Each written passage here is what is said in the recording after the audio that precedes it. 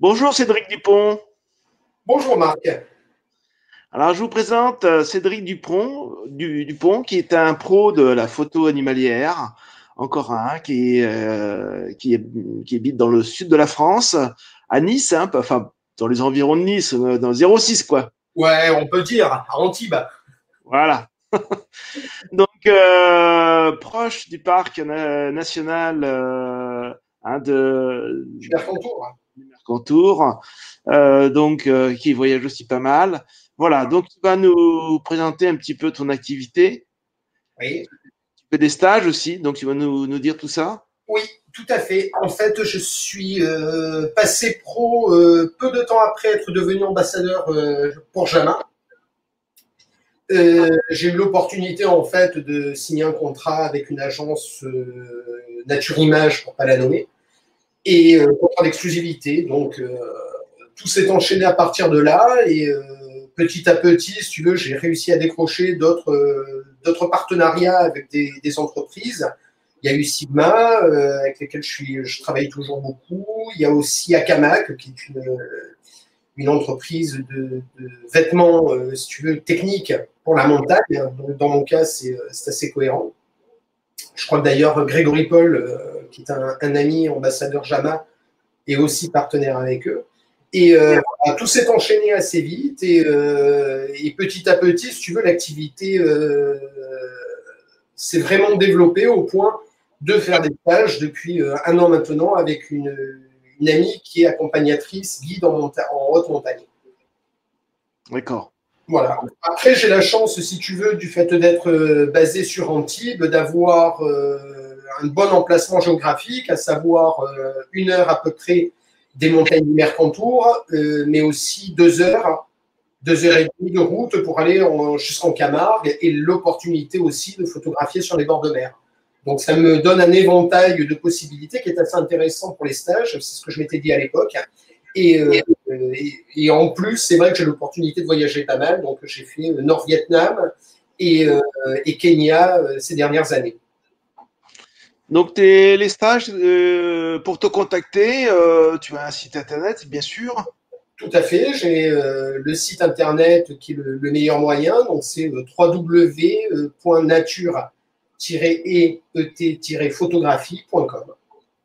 D'accord. Quel matériel tu utilises?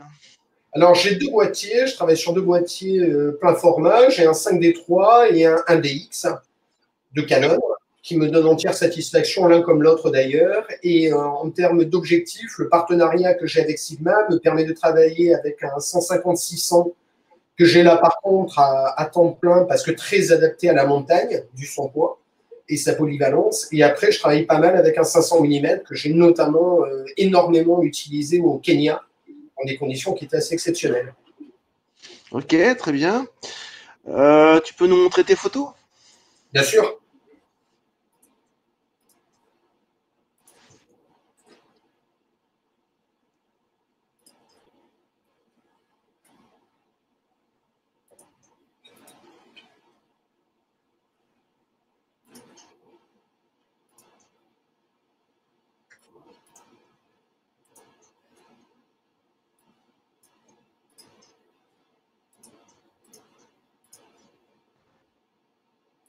Parfait, merci.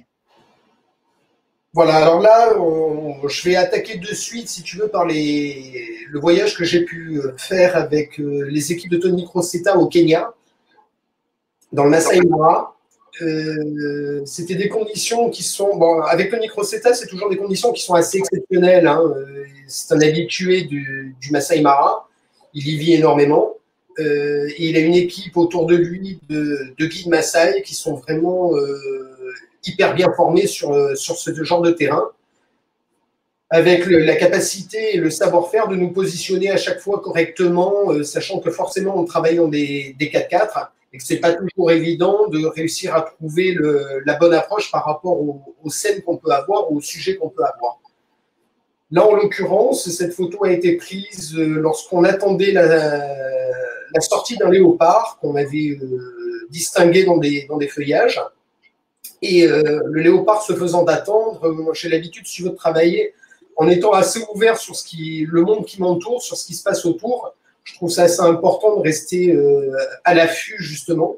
Et plutôt que d'attendre la scène qui tardait à venir, je me suis dit, bon, sois un peu vigilant sur ce qui se passe autour en attendant. Et en l'occurrence, là, ça m'a permis justement de saisir cet instantané de cet aigle qui est venu se poser sur cet arbre mort, avec une lumière qui était magnifique, puisqu'on était légèrement en fin de journée. Donc, lumière un peu rase déjà, soleil couchant, très belle lumière. Ça a donné cette photo que j'aime beaucoup. Là, c'est toujours sur les lumières au Masai Mara, parce que ça, il faut savoir que c'est vraiment un pays où on est, qui est très gâté par la nature et où on est vraiment béni des dieux, quoi. Et là, en l'occurrence, sur un lever de soleil, dans le camp de Tony Crocetta, on se lève à peu près vers 5h, 5h30 du matin pour être immédiatement en attaque et partir le plus vite possible sur le terrain, de façon à profiter de ces levers de soleil qui sont somptueux.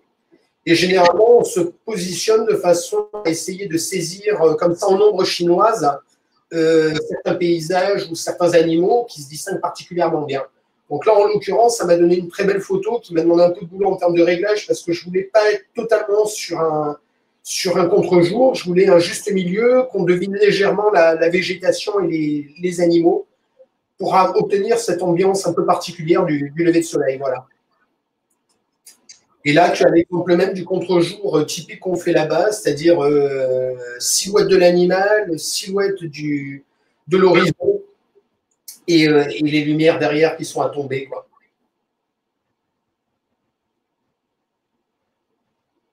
Là, c'est le genre de photo, voilà, que généralement on rêve tous de faire, avoir l'opportunité d'avoir un animal un peu emblématique qui vient comme ça vers toi, mais dans une attitude très naturelle.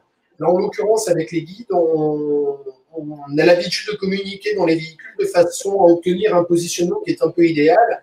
Et là, ça m'a permis de réaliser ce cliché où on voit bien le guépard s'approcher doucement avec cette physionomie très caractéristique de cet animal qui est malheureusement énormément menacé.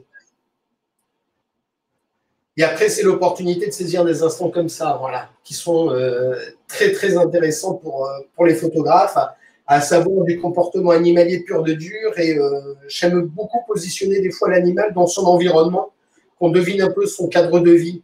Et là, tu as une impression de sérénité, un animal très, très tranquille en train de se frotter, alors que derrière, tu devines les gazelles qui se trouvent en arrière-plan, quelques éléments aussi, quoi. Là, en termes de travail photo, c'est le genre de photo que j'aime bien réaliser parce qu'elle te demande de pousser un peu ce qu'on a l'habitude de faire. D'ordinaire, si tu veux, on a nos réglages qui sont faits. Moi, je travaille exclusivement en manuel, donc je paramètre mes ISO, ma vitesse et mon ouverture en conséquence. Mais là, en l'occurrence, tu as une végétation devant qui te protège un peu et qui te dissimule de l'oiseau, qui est un guêpier nain, mais qui demande du coup de changer ton habitude de travail. Généralement, on est en autofocus, surtout pour des scènes d'action. Là, je suis passé en mise au point manuelle pour pouvoir dépasser justement toutes les brindilles qui étaient devant moi et qu'il n'y ait pas de problème en termes de patinage de la F, quoi. Ce qui permet de réaliser ce genre de photo qui est super sympa du coup parce que tu as un très très bel effet flouté de bokeh devant qui rend bien.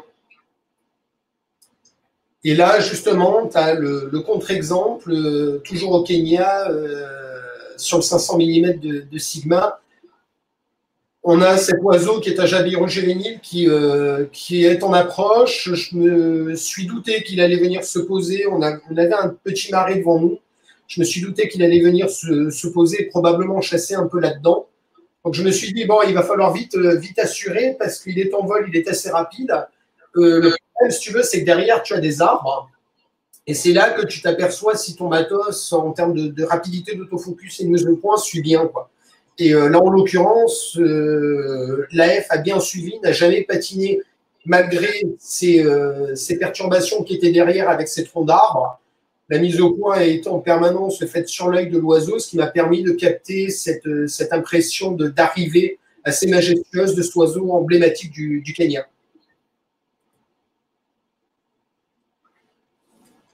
autant je peux apprécier, si tu veux, des fois de mettre l'animal dans son environnement, comme on a vu tout à l'heure pour le guépard, autant des fois mettre un beau portrait, une belle mise en avant de l'animal est super chouette. Là, en l'occurrence, c'est un léopard.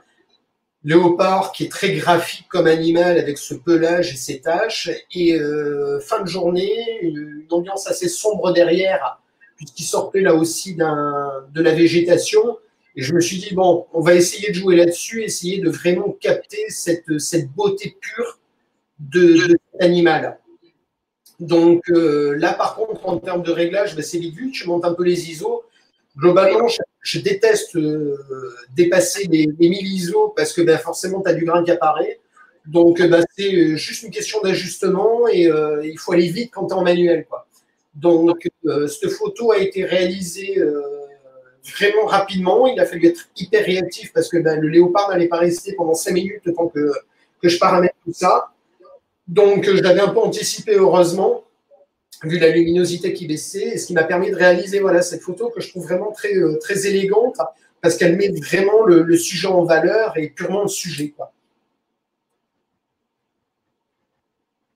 Là, on est sur ce jeu permanent que ces derniers temps, j'essaye de trouver, que j'aime réaliser entre l'animal et son environnement. Là, on avait une lumière assez laiteuse derrière, peu d'intérêt au global, mais par contre, une ambiance assez particulière en termes de lumière, du coup, sur la plaine, qui était assez sèche. Et ce lion qui arrivait, et j'ai demandé immédiatement à notre guide, David, de bien vouloir se positionner de façon à réussir à capter cette approche du lion d'un côté, mais aussi cet arbre qui était un peu majestueux et seul derrière. Donc, ça m'a permis de composer vraiment la photo et le fait de bosser comme ça avec des guides et des conducteurs qui sont pros permet justement d'avoir ce genre d'approche, d'anticiper les réactions des animaux, de pouvoir bien anticiper, de composer en fait nos photos. Donc, ça donne de beaux effets comme ça, voilà. Et là, toujours avec David, c'est ce que je te disais à propos de cette complicité entre le guide et le photographe à ce moment-là. J'avais anticipé là aussi la venue de ce lion, j'avais toujours cette ambiance très laiteuse derrière. Je me suis dit, bon, on va essayer de jouer là sur les contrastes, essayer de faire ressortir à fond le côté puissant et massif de cet individu. Et je demandais du coup à David de vite se positionner de façon à réussir à le capter avec ce ciel laiteux derrière et de ne faire ressortir finalement que le côté majestueux de ce lion. Donc, il s'est rapidement positionné. On a vraiment pas mal communiqué tous les deux de façon à le laisser venir. Et au final, ça donne ce genre de photo qui est intéressante là aussi pour la beauté pure de l'animal. Et j'aime beaucoup ce genre de résultat au final et de rendu, quoi. Après, l'intérêt au Kenya, c'est cette multitude en fait de scènes qui arrivent dans une journée. En fait, tu vas avoir la possibilité de travailler sur des ambiances assez paysages, positionner tes sujets dans leur contexte et leur environnement, mais tu vas aussi pouvoir travailler sur du comportement animalier et de l'action. Là, en l'occurrence, on était sur une lionne qui venait de chasser, de tuer un gnou. Et on a eu un comportement très intéressant de cette mère qui éloigne le gnou, qui va le mettre à l'abri des autres prédateurs, et en même temps ce petit qui était derrière et qui lui est dans l'apprentissage de la chasse, et l'apprentissage se fait forcément par le jeu. Et on a assisté à cette scène là aussi qui a duré un bon quart d'heure avec cette lionne traînant son gnou et ce petit derrière qui jouait, qui se faisait traîner. Et ça nous a émerveillés pendant un sacré bout de temps parce que bon, c'est toujours le même problème dans la vie sauvage. Ce mélange de scènes de vie sauvage, c'est-à-dire la vie et la mort. En l'occurrence, un gnou meurt, mais permet à la mère au petit de vivre. Et c'est la lutte pour la vie en permanence là-bas. Et c'est ça qui est très intéressant des fois de capter sur ces instantanés-là, ces apprentissages de la chasse, ces apprentissages de la vie, de la mort. Pour nous, en tant que photographe animalier, des fois, c'est pas évident non plus à voir ces scènes mais pourtant elles sont tellement emblématiques et tellement à l'image du Kenya, quoi, et de la vie sauvage. Cette lionne et son petit, là par contre c'est vraiment de la photo de toute fin de journée. Donc, j'anticipe mes réglages, si tu veux, en fonction de la variation de lumière que j'ai au fur et à mesure du soleil qui se couche. Et là, monter en ISO, énormément de descente de vitesse parce que je n'avais pas énormément d'action. D'ailleurs, ça se voit légèrement. Tu as le petit qui bouge derrière et qui est légèrement flou du coup du fait de son mouvement. Et ça m'a permis de capter ce regard et ce reflet dans l'œil de la lionne que je cherchais à obtenir. Ça donne une apparence de sérénité qui vient un peu trancher justement sur ce que je te disais précédemment sur les scènes de chasse. C'est ça la vie au Kenya et dans la vie sauvage, sont ces mélanges de zénitude d'un côté, de vie très paisible au final, et puis en même temps cette lutte permanente pour la vie. Et là, en fin de journée, en l'occurrence, il y a eu ce moment un peu magique de zénitude où nous, on est fatigué et on apprécie ces moments-là de calme. Et en même temps, voilà, ça nous permet du coup de saisir d'autres moments de la vie sauvage qui sont beaucoup plus apaisés et apaisants. Là, c'est une photo qui, techniquement, a été super chouette à faire parce qu'on a assisté au comportement en fait d'une femelle servale et de son petit. Le petit était un peu plus loin dans les broussailles et la mère était en chasse. Et là, c'est un peu notre instinct, si tu veux. On observe les comportements des animaux en permanence, on y est sensible et on anticipe du coup ce qui va se passer. En l'occurrence, avec le petit qui était pas loin derrière, on s'est dit bon, à un moment donné, elle va forcément chasser vu le comportement qu'elle avait. Ça n'a pas loupé. Donc, j'ai demandé à David de se positionner correctement de façon à pouvoir saisir à un moment donné l'instinct de la femelle et du départ de chasse. Et le serval, en fait, il minote. Hein, c'est un peu comme le renard chez nous.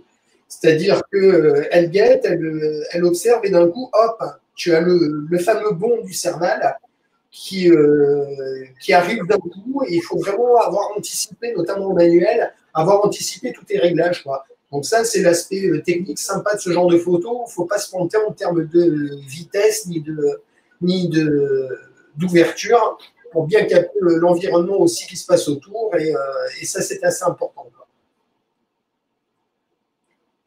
Alors, comme on disait tout à l'heure, je fais à la fois pas mal de voyages, mais je travaille aussi sur mon environnement, d'autant plus en période Covid, malheureusement, comme on le sait tous. Ça demande quelques adaptations. Le Mercantour, je le fréquente et je le parcours depuis que je suis gosse. J'ai eu la chance d'avoir des parents qui m'ont pas mal communiqué, transmis cet amour de la nature et cette recherche du sauvage. Et le Mercantour, c'est un parc naturel qui est forcément protégé, parc national, avec une bonne réglementation, ce qui nous permet quand même d'avoir une fréquentation humaine qui est bien présente l'été, mais pas non plus excessive. Et globalement, on arrive à observer pas mal d'espèces différentes, sachant que malgré tout, on est en France, avec un respect de la vie sauvage qui, on le sait de plus en plus, n'est pas si évident que ça de nos jours. Le Mercantour, c'est un milieu qui est rude. On est vraiment sur de la montagne, mélange de bois et d'aspect très minéral. Énormément de roches. Donc, c'est un milieu qui n'est pas facile à appréhender. Généralement, quand je monte des stagiaires là-haut, je demande à ce que les gens soient en bonne condition physique. Parce que quand on monte là-haut, généralement, on a pas mal de matériel avec nous. On a non seulement nos boîtiers, nos objectifs, nos batteries, ça c'est la base, mais après tu as toute l'intendance qui va avec. Quand tu montes dans le Mercantour, généralement tu pars pas pendant une journée, tu pars minimum 3-4 jours. Donc ça veut dire un sac qui est rempli en termes de fringues de camouflage, histoire d'être paré, réchaud, nourriture. Donc, on est sur des rations de survie généralement ou pas loin. On a aussi, bien évidemment, tout ce qui est bâche de camouflage en plus. On a ben, les duvets, parce que mine de rien, il faut dormir. Éventuellement, les tentes quand on est en bivouac, même si moi, de plus en plus, je privilégie le travail avec les refuges de montagne, parce que ce sont des amis et que j'apprécie de travailler les gens locaux. Donc au global, si tu veux, ça nous permet d'avoir comme ça des camps de base en altitude et ensuite de s'éloigner encore plus au cœur du parc pour éventuellement passer une nuit ou deux dehors en autonomie complète et d'être sur zone d'emblée le matin au réveil.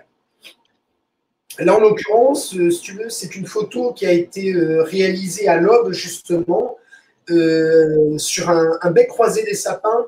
Donc, il a le bec assez caractéristique. C'est un oiseau qui adore les conifères, les sapins notamment. Il a le bec qui lui permet, si tu veux, d'ouvrir les pommes de pin pour aller chercher les pignons qui sont à l'intérieur. Donc, cet oiseau, je l'avais repéré, il était avec une petite colonie, ils étaient une petite quinzaine d'individus. Je les avais repérés justement parce que je cherchais à me croiser et je m'étais basé sur la végétation ambiante en me disant, forcément, si tu as du sapin ou ce genre d'arbre à proximité, il va être dedans, tu as des chances de le trouver. Et j'ai eu l'opportunité, du coup, d'avoir ce mâle qui est venu se poser juste à côté de l'arbre, sur de la roche. Et tôt le matin, il y a cette ambiance un peu sombre derrière, parce qu'il y a un arrière-plan de vallée qu'on ne devine absolument pas du coup, puisqu'il est totalement flouté par le bokeh. Et ça m'a permis de bien mettre en avant, du coup, l'individu et ses caractéristiques, c'est-à-dire sa morphologie avec ce bec très particulier, et aussi ses couleurs qui sont juste somptueuses pour le mâle, avec ce rouge assez vif. Ça, c'est une photo que j'ai réalisée à la sortie du confinement cette année, du premier confinement. Je peux te promettre que je suis sorti immédiatement hein, quand ils ont annoncé la levée des restrictions. Ça a été mon premier réflexe, partir en voiture et monter là-haut parce que ça me manquait énormément. Et alors, je n'irai pas jusqu'à dire que le confinement a eu un effet bénéfique sur le comportement des animaux, parce que, bon, globalement, ils subissent de toute façon la pression tout au long de l'année, ça fait des décennies que ça dure. Mais par contre, on a quand même pu remarquer que pas mal d'espèces étaient descendues plus bas en altitude. Là, en l'occurrence, c'est un bouquetin que j'ai fait aux alentours de 1900 mètres. Généralement, ils sont présents plus haut dans les vallées que je fréquente, à savoir la Tinée, la Roya et la Vésubie. Et là, cet individu, en effet, était plus bas en altitude, ce qui m'a permis, du coup, de bien me positionner sur la paroi, réussir à faire une approche sympa pour être à sa hauteur et capter ce moment avec cet arrière-plan derrière, où on avait encore des montagnes un peu enneigées. Et ça, j'aime bien justement capter ces moments-là avec un pelage de bouquetin, du coup, qui est vraiment un pelage bien épais de fin d'hiver. Là, c'est le genre de photo voilà, qu'on peut facilement réaliser dans le Mercantour lors des stages, tout simplement parce que bon, le bouquetin, c'est pas un animal qui est hyper farouche.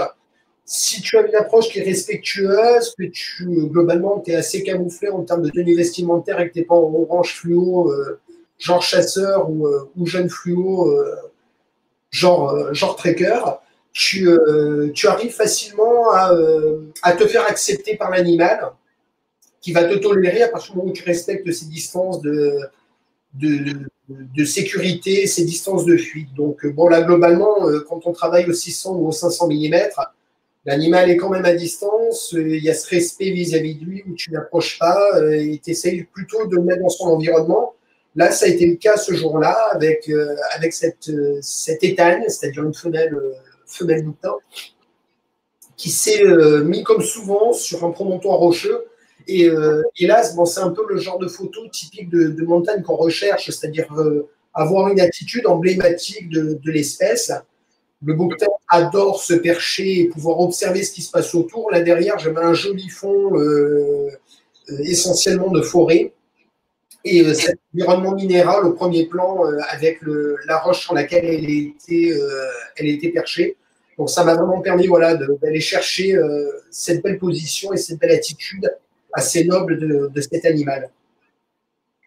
Et voilà, là c'est le genre de photo que je cherche en fait en ce moment pas mal dans le Mercantour, c'est-à-dire réussir à mélanger un peu toutes ces influences, c'est-à-dire avoir du portrait de l'individu, le mettre en valeur morphologiquement et aussi avoir un peu ces ambiances de paysages qu'on a dans le Mercantour qui sont assez emblématiques. Là, en l'occurrence, sur ce bouquetin, je l'ai vu approcher, je me suis dit, bon, tu es dans un environnement derrière où tu as des lacs de montagne, tu as cette opportunité d'aller chercher des couleurs un peu particulières et ces ambiances pastel. Donc, anticipe ton placement, anticipe ton positionnement, grimpe.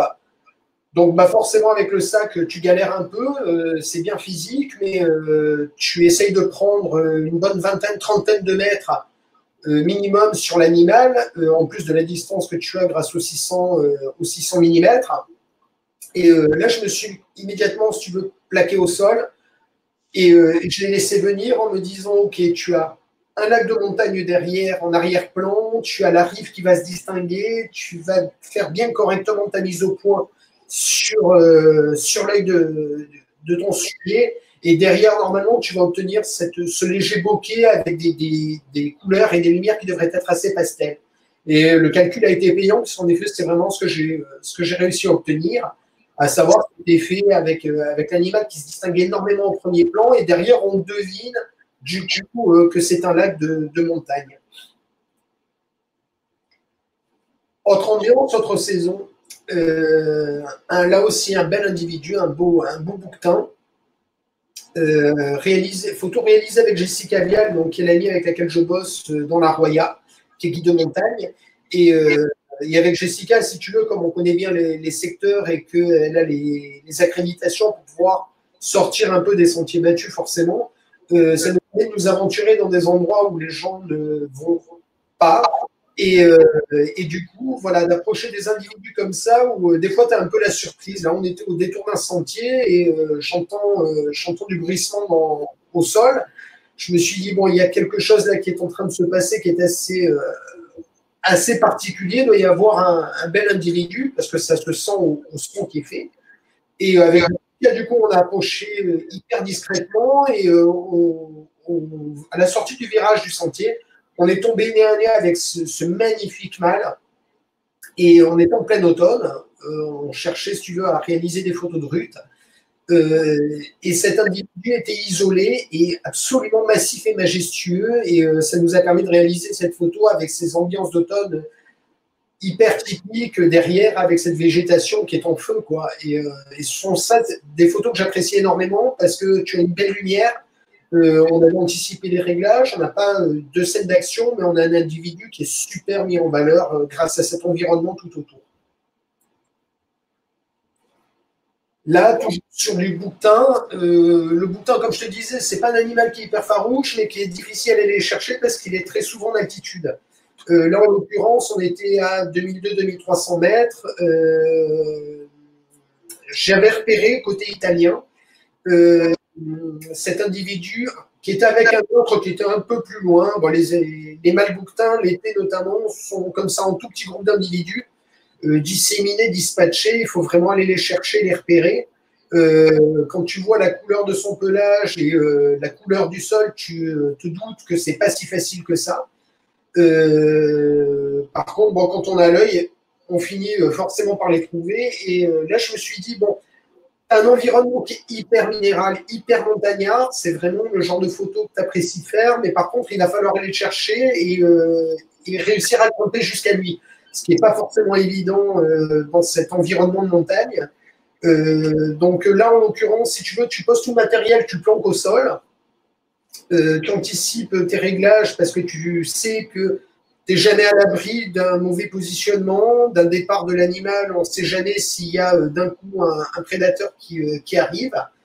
Donc là, en l'occurrence, j'ai réussi à grimper petit à petit. Ça m'a demandé une approche minutieuse pour réussir à ne pas le perturber. Il était au repos, il était en train de s'endormir et je voulais vraiment capter cet instant-là de sa journée. Et forcément, à force de boulot et de recherche des positionnements et des lumières, j'ai réussi à me mettre à sa hauteur, plus ou moins, et avoir ce dégagement derrière avec cet environnement de montagne pure de dur, avec les parois qui se distinguent. On devine bien au fond un petit coin de ciel et on comprend forcément que derrière, tu as quand même des parois qui sont très abruptes et ça te donne une idée justement du boulot que ça demande aux photographes animaliers d'aller chercher ce genre de sujet. C'est pas forcément évident, des fois on les a plus ou moins en pleine, en train de manger et de se reposer. Non, là, cette fois-ci, c'était vachement plus difficile d'aller le chercher. Et je suis monté uniquement avec boîtier et objo à la main, camouflé au sol le plus possible. En l'occurrence, ce jour-là, si tu veux, j'avais adapté ma tenue par rapport au sol sur lequel j'étais. Donc j'avais un camouflage qui était très pierre, couleur pierre. Et l'animal, si tu veux, m'a laissé l'approcher. Je pense qu'il m'a repéré, hein, forcément. Ils ont un instinct qui est vachement plus développé. Et il m'a laissé approcher tranquillement à partir du moment où j'étais respectueux et je le laissais respecter ses distances là aussi de vie. Voilà, ça permet de réaliser de très belles photos à partir du moment où tu as cette éthique, on va dire, de ne pas perturber l'animal et puis de l'observer parce qu'en fait, on ne se rend pas compte, mais sur une photo qu'on montre, il y a énormément de photos qu'on n'a pas réalisées exprès parce qu'on a juste savouré l'instant. Et cette fois-là, c'était vraiment ça parce que tu as là aussi une impression de quiétude qui est juste au top. Ça, c'est le genre de photo qui est sympa à réaliser dans le Mercantour, mais qui demande de se lever super tôt parce qu'il faut anticiper et aller se positionner sur les crêtes et attendre les déplacements en fait des premiers individus par rapport aux montées des randonneurs. Les randonneurs commencent à grimper dans ces eaux-là, c'est-à-dire 5-6 heures du matin. Et du coup, chamois, bouquetin commencent à monter et à essayer de regagner les hauteurs. Et là, moi, je me suis positionné pour avoir ce contre-jour. J'avais anticipé mes réglages du coup. Ce qui m'a permis d'obtenir là cet effet d'ombre chinoise qui est super agréable. Alors, du coup, tu n'as pas forcément les lumières et les atmosphères que tu as au Kenya forcément, mais tu réussis à avoir de très très belles photos comme ça en ombre chinoise. La même chose, chamois, la rudesse du Mercantour qui fait que quand tu veux aller shooter à la sortie du printemps ou même en plein hiver, ça te demande un matériel qui est adapté. Là, cette fois-ci, j'étais en raquette, tenue de camouflage. Donc on est assez ridicule, entre guillemets, quand on nous voit dans les villages préparer les sorties parce qu'on est... on dirait des chasseurs alpins, si tu veux, voilà, dans la dégaine et le style. Mais par contre, voilà, ça nous permet de facilement nous dissimuler au sol quand on est là-haut et approcher les animaux sans les perturber là aussi. Donc, ce chamois a été posé dans un évé, une belle plaque de neige. Et j'ai réussi à l'approcher, à me mettre à sa hauteur aux 500 et à la voir dans ces conditions-là. Et là aussi, on s'aperçoit à quel point l'approche est importante parce que en fait, l'animal n'est pas perturbé. Il sait très bien où je suis. Hein. Je peux te promettre qu'il est très, très attentif à ma présence. Mais en même temps, il est absolument détendu et son comportement n'a pas changé. Donc, sur toute l'approche que j'ai réalisée, il était bien en train de profiter du soleil et ça m'a permis de saisir cet instant de comportement animal. Là, c'est une photo qui est sympa à réaliser parce que là aussi, on est sur la technique. Hein. Il faut préparer tes réglages. J'avais entendu le nid qui était présent. Ce sont des chardonnerets élégants, deux jeunes qui étaient en train de quitter le nid et les parents les encourageaient. Donc, il y avait énormément de caillements d'un côté et de l'autre. Les petits hurlaient parce qu'ils étaient un peu stressés de devoir voler. Les parents les encourageaient et piaillaient aussi. Et ça a attiré mon attention. Ça m'a permis de réaliser une approche, de profiter de la végétation ambiante pour me dissimuler Et du coup, ben voilà, je suis passé de nouveau en mise au point manuelle pour bien faire la mise au point sur la tête de l'oiseau qui était en train de crier et de capter cet instant-là, avec le bec grand ouvert du petit qui est en train d'appeler les parents. Et voilà, ce jour-là, j'ai eu la chance d'avoir ces deux jeunes qui allaient apprendre à voler. Ils ont fait leur premier vol devant moi. Donc, ben, je suis resté une journée complète à les observer, énormément dissimulé de façon à ne pas perturber le comportement et les encouragements des adultes qui étaient autour. Et on voit les petits voilà, qui sont en train de faire des battements d'ailes, d'essayer et en même temps d'appeler les parents. Et les deux étaient côte à côte et s'encourageaient mutuellement. Donc, ça fait une très belle photo d'ambiance là aussi sur du comportement animal sympa, quoi. Cette photo, elle m'a demandé plus de boulot. Elle était l'oiseau, si tu veux, qui est une huppe faciée, était placé à un endroit que je n'aime pas, c'est-à-dire en hauteur. J'aime bien, comme tu as vu sur les différentes photos d'oiseaux, me positionner sur le même plan. Là, celle-ci, c'était un peu plus compliqué. Elle n'allait pas venir se poser en bas, mais par contre, en termes de réglage, j'ai anticipé parce que j'aimais l'ambiance qu'il y avait derrière. Et je me suis dit, il va se passer quelque chose. À un moment donné, cette huppe, elle va forcément bouger et je vais avoir un truc sympa. Et le fait d'avoir anticipé mes réglages petit à petit dans ce jeu de patience du photographe animalier, il aurait pu ne rien se passer. Et ça a été l'inverse. C'est un peu l'instinct dans ce cas-là qui nous guide. Et elle a étiré son aile, ce qui m'a permis de saisir cette transparence derrière avec la lumière qui traverse les plumes. Et je trouve ça assez magique de réaliser cette photo à ce moment-là. La photo n'est pas exceptionnelle parce qu'en effet, je n'ai pas le positionnement que j'aurais souhaité avoir, mais d'un autre côté, je n'aurais pas pu avoir la transparence des rayons de soleil derrière à travers le plumage. Là, on est sur la photo typique du Mercantour, sur les oiseaux. Quand on n'est pas en forêt comme la huppe, on a des oiseaux qui sont du coup beaucoup plus fugaces. Ils virevoltent autour. Ils se posent sur de très très courts instants et ils repartent aussi vite. Là, cette fois-là, c'était un monticole de roche. J'ai vu qu'il était très très compliqué de réussir à anticiper ses mouvements. Il est totalement imprévisible comme oiseau. Donc, je me suis dit, bon, globalement, c'est un oiseau qui aime bien se poser et regarder ce qui se passe autour. Il faut être très rapide, donc anticipe tes réglages, vitesse, ISO et ouverture, et attends qu'il vienne se poser à un moment donné sur une des roches qui est devant toi. Et observe un peu son manège pendant 10 bonnes minutes, un quart d'heure. Et au bout d'un moment, en effet, c'était le pari gagnant. C'est pour ça qu'il est intéressant et important d'observer au préalable les sujets pour réussir les approches et réussir nos photos. Ça nous permet de faire le réglage correctement et puis aussi du coup d'être bien positionné, bien placé généralement. Et là, pour ce monticole, ça a été le cas. Donc l'oiseau est venu se positionner exactement où je l'attendais, sur une roche, à une roche près. Donc, je me suis vite légèrement décalé. Ça m'a permis de bien capter ce profil de ce oiseau montagnard.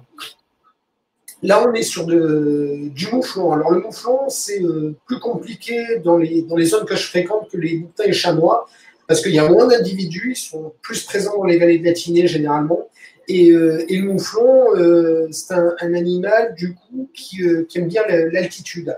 Donc là, il a fallu que j'aille les chercher. J'avais repéré ce couple à bonne distance. J'étais vraiment loin et ça me demandait une approche hyper soigneuse pour réussir à me porter à leur hauteur sans trop attirer leur attention et sans trop les effaroucher. Et en fait, là aussi, l'approche a été assez fructueuse puisque le couple est resté à l'emplacement que j'attendais, c'est-à-dire avec cet environnement minéral derrière, ce premier plan où on distingue légèrement la crête sur laquelle ils sont, où ils dominent bien le paysage. Voilà. Donc, ça a été le pari gagnant parce que du coup, j'ai le couple sur la photo, mâle-femelle, et avec de belles attitudes et un beau pelage de sortie de fin d'hiver, quoi. Là, c'est une photo sympa à faire parce qu'en forêt, forcément, on est obligé de monter dans les isous, on a moins de lumière. Et là, j'avais repéré depuis quelques années une nidification de pique et pêche. Et mâle et femelle, si tu veux, viennent nourrir les petits.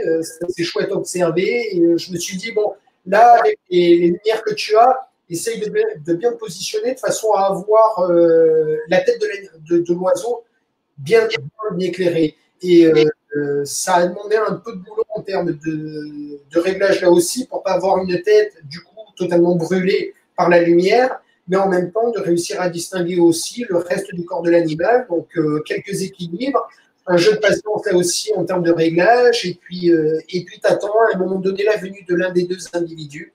Et c'est ce qui se passe. Voilà. Et là, je crois que c'était, si mes souvenirs sont bons, c'était le mâle qui est venu apporter une araignée au petit qui était juste derrière. En fait, on devine le nid juste derrière. Et j'ai assisté comme ça pendant 2-3 ans au nourrissage systématique de ce couple. Et tiens, dans le Mercantour, comme je te disais, les espèces sont bien protégées. Là, le renard, ce renard-là, est venu directement vers moi. C'est un animal qui est très, très curieux, très intéressé par son environnement et par ce qui se passe autour. Et moi, je me suis immédiatement, si tu veux, quand je l'ai vu arriver, je me suis dit, bon, mets-toi au sol, de toute façon, t'es repéré. Donc, mets-toi au sol, ne bouge plus, laisse venir et vois le comportement du coup de l'animal. Tu vas vite voir s'il est craintif ou pas. Et en fait, l'individu s'est approché, curieux, m'a tourné autour.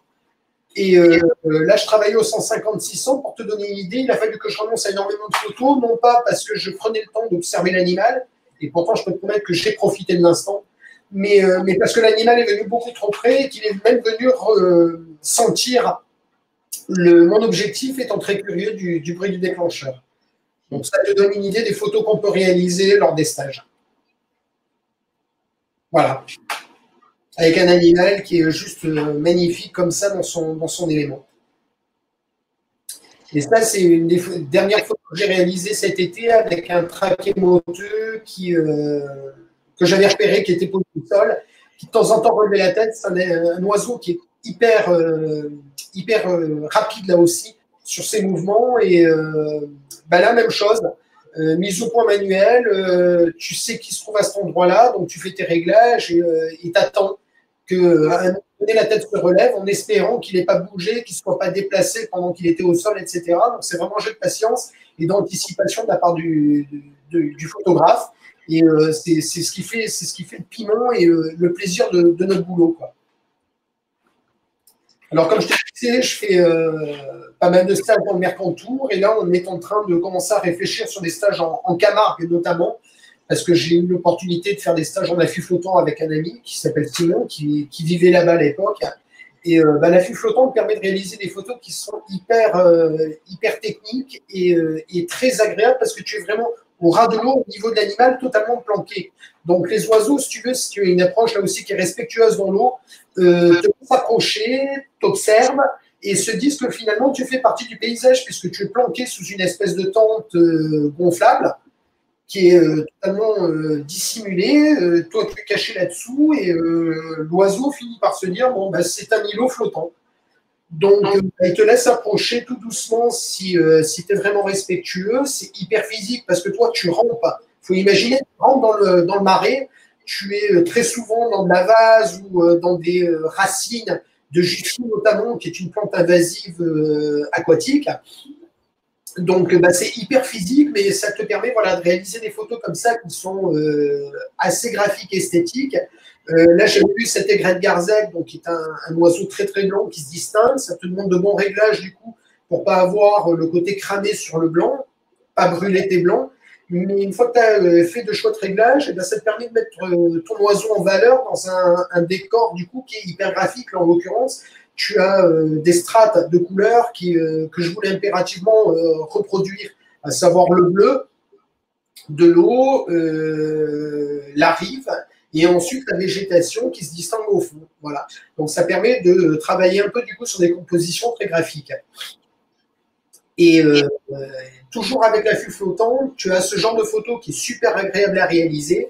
Parce que, alors, en Camargue, tu as cette plante invasive, la Jussie, qui est très, très jolie par contre, qui fait des fleurs jaunes somptueuses. Et là, c'est notre boulot un peu, si tu veux, de graphique, on va dire, de composition d'image. J'ai vu une grande aigrette arriver. Je me suis dit, bon, elle galère énormément dans les jussis parce qu'elles envahissent tout et elle n'est pas dans un environnement normal d'eau où elle peut facilement chasser. Et du coup, la tête sortait de temps en temps, tel un périscope. Et je me suis dit, là, il faut que tu fasses cette photo parce que en termes de couleur et en termes d'originalité, ça devrait donner.